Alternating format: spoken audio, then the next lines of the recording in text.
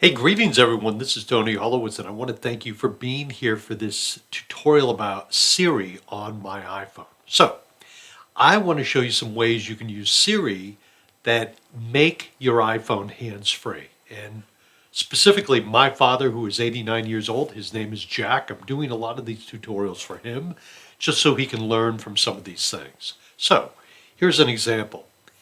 Hey Siri, what is the weather like today?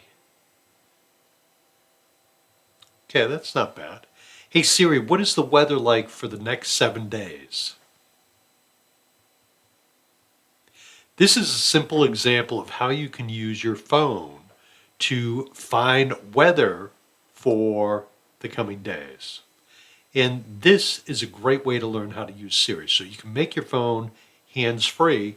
And as we go along, I'm going to show you some other tips to use Siri by just using your voice. And obviously, the slower you talk, the clearer you talk, the better it's going to be for you.